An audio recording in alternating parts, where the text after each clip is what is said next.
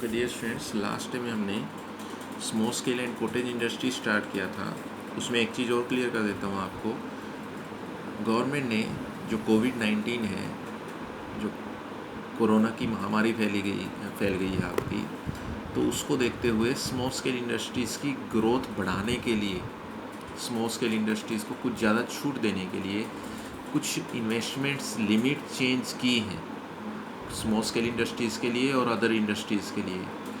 तो जो हमने 5 करोड़ की इन्वेस्टमेंट लिमिट की है वो आपकी एज़ पर बुक्स हैं, बुक के अकॉर्डिंग। इसको हम अपडेट करेंगे एक दिन, मैं बताऊंगा आपको ये सारी चीज़ें, कौन क्या क्या चेंज किया है गवर्नमेंट ने।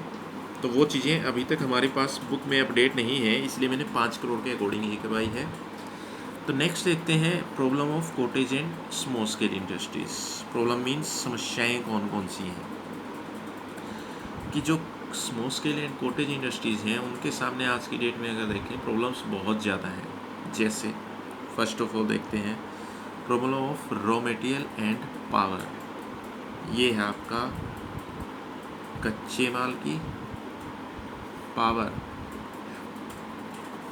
तथा शक्ति की। ये कहता है कि स्मॉल स्केल इंडस्ट्रीज़ की समस्या ये है कि इन्हें कच्चा माल नहीं मिल पाता, और अगर मिलता है तो वो बहुत ही इन्फीरियर यानी कि घटिया क्वालिटी का होता है, बहुत ही घटिया क्वालिटी का मिलता है जो भी इन्हें जो रॉ मटेरियल मिलता है।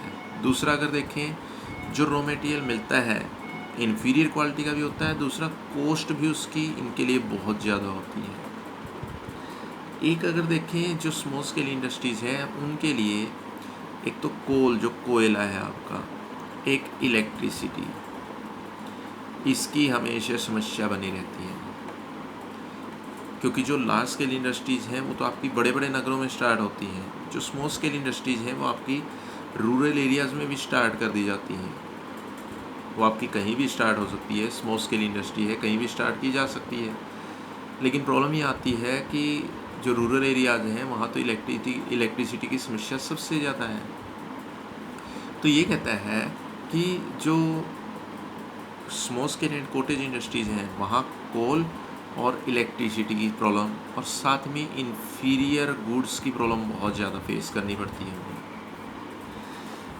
एक ही कहता है problem of finance. Problem of finance है आपका वित्त की समस्या। अब वित्त की समस्या क्या है यहाँ पर? ये कहता है कि जो स्मॉल स्केल इंडस्ट्रीज़ हैं इंडिया के अंदर, जो स्मॉल स्केल इंडस्ट्री हैं उनके सामने फाइनेंस की बहुत ज़्यादा प्रॉब्लम आती है। अब फाइनेंस की प्रॉब्लम क्या है? अब जो स्मॉल स्केल इंडस्ट्री स्टार्ट करते हैं उनके पास बहुत ज़्यादा पैसा नहीं होता, इनको आगे प्रोडक्शन करने के लिए पैसा चाहिए। उसके लिए ये किसके ऊपर डिपेंड हो जाते हैं? लोन के ऊपर।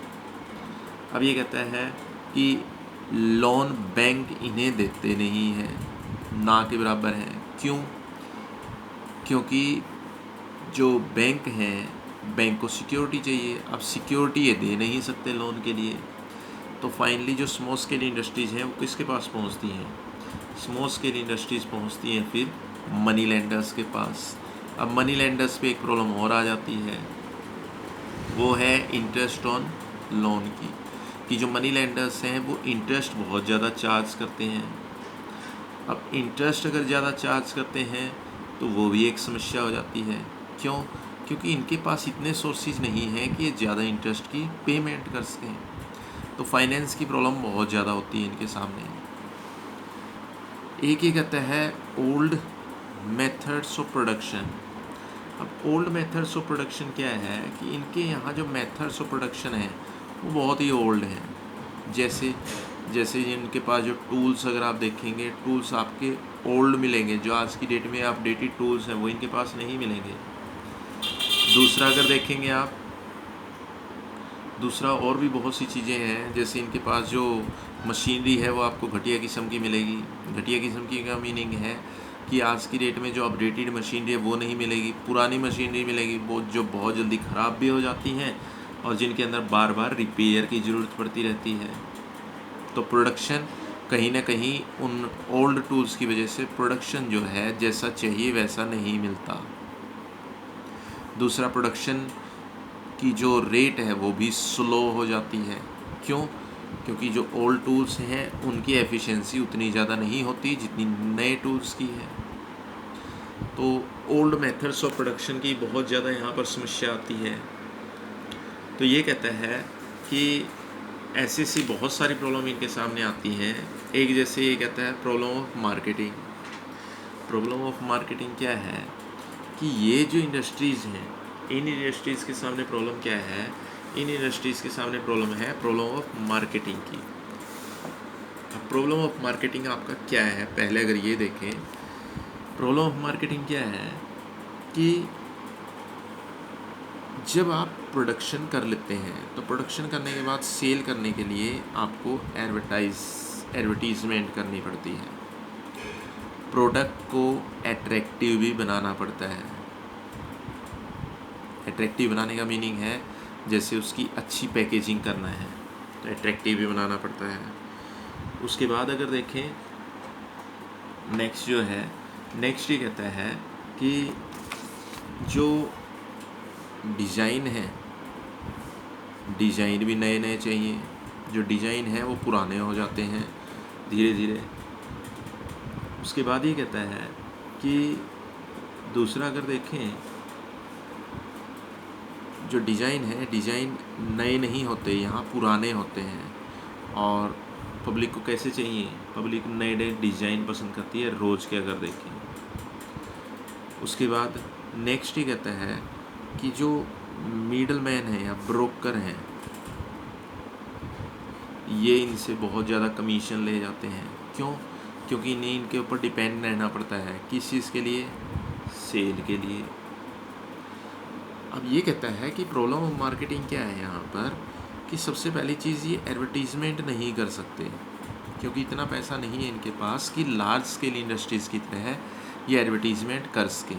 एडवर्टीज़मेंट नहीं करते तो इन्हें फिर डिपेंड रहना पड़ता है ब्रोकर्स के ऊपर। क्यों? क्योंकि जब आप एडवर्टीज़मेंट नहीं करेंगे तो सेल कैसे होगी? कस्टमर तो डायरेक्ट आपके पास आएगा नहीं, फिर ब्रोकर जाएगा किसके पास? ब्रोकर जाएगा रिटेलर्स के पास और कस्टमर्स के पास आपके आइटम को सेल करने के लिए, आपके आइटम को शो करने के लिए। ब्रोकर बदले में कमीशन भी लेता है। माना कि एडवर्टीज़मेंट जितना खर्च नहीं है, उतने एक्सपेंसिव नहीं है, लेकिन फिर भी कमीशन तो लेता ही है। और कमीशन लेने के बाद वो फिर सेल करता है। एक ये कहता है इनके जो प्रोडक्ट हैं वो भी अट्रैक्टिव नहीं हैं। जैसे आपने लार्ज स्केल इंडस्ट्रीज़ के अगर प्रोडक्ट देखे हो ना, उनकी जो पैकिंग मिलेगी, इवन उनकी पैकिंग बहुत अच्छी होती है। जो लार्ज स्केल इंडस्ट्रीज़ के प्रोडक्ट हैं उनकी पैकिंग ही अट्रैक्टिव होती है कि जो कस्टमर है उस पैकिंग को देखते ही अपना जो डिसीजन है, अपना वो डिसीजन ले लेता है कि हाँ मुझे यही प्रोडक्ट चाहिए। लेकिन जो स्मॉल स्केल इंडस्ट्रीज़ हैं उनकी प्रोडक्ट की पैकिंग ही अट्रैक्टिव नहीं होती, तो कस्टमर इनके प्रोडक्ट को ख़रीदना पसंद नहीं करता। इनके जो प्रोडक्ट हैं वो पहले जैसे नॉर्मल पैकिंग आती थी वैसी ही पैकिंग में आते हैं। एक ही कहता है जो डिज़ाइन है, डिज़ाइन बहुत ही ओल्ड है। डिज़ाइन ओल्ड क्यों है? क्योंकि ये नए नए डिज़ाइन बार बार नहीं चेंज कर सकते। प्रॉब्लम वही तो है कि इनके पास इतना पैसा नहीं है। अगर ये सारी चीज़ें चेंज करेंगे ना, एडवर्टीज़मेंट भी करेंगे, अट्रैक्टिव प्रोडक्ट भी बनाएंगे, प्रोडक्ट के ऊपर जो पैकिंग है वो भी अच्छी करेंगे, जो डिज़ाइन है डिज़ाइन भी अच्छा डालेंगे, तो रिज़ल्ट क्या निकलेगा? रिज़ल्ट ये निकलेगा कि इनके प्रोडक्ट की कॉस्ट जो है वो बढ़ जाएगी। और प्रोडक्ट की कॉस्ट अगर बढ़ेगी तो उसमें प्रॉफिट जब ये मिला लेंगे तो जो प्रॉफिट मिलाने के बाद जो सेल प्राइस होगा वो भी इनका बढ़ जाएगा। कुछ तो इनके जो प्रोडक्ट हैं वो पहले ही सेल कम होते हैं, कुछ कॉस्ट बढ़ने की वजह से अगर ये सारी चीज़ें ये डालते हैं तो कॉस्ट बढ़ने की वजह से कॉस्ट में अब कुछ ना कुछ प्रॉफिट भी ऐड करेंगे, तो कॉस्ट बढ़ने की वजह से सेल प्राइस भी बढ़ जाएगा। तो सेल प्राइस बढ़ने के बाद फिर इनके प्रोडक्ट को कौन परचेज़ करेगा? जबकि आज की डेट में आप देख रहे हैं कि जो चाइनीज़ प्रोडक्ट हैं वो बहुत ही कम कीमत में उपलब्ध हो जाते हैं मार्केट के अंदर, जो चाइनीज़ टॉयज़ हैं या चाइनीज़ जितनी भी आइटम्स हैं। तो ये कुछ प्रॉब्लम्स हैं जो फेस करनी पड़ती हैं इन इंडस्ट्रीज़ को मार्केट के अंदर। तो नेक्स्ट प्रॉब्लम्स हम नेक्स्ट डे में करेंगे, जो बाकी बच गई है।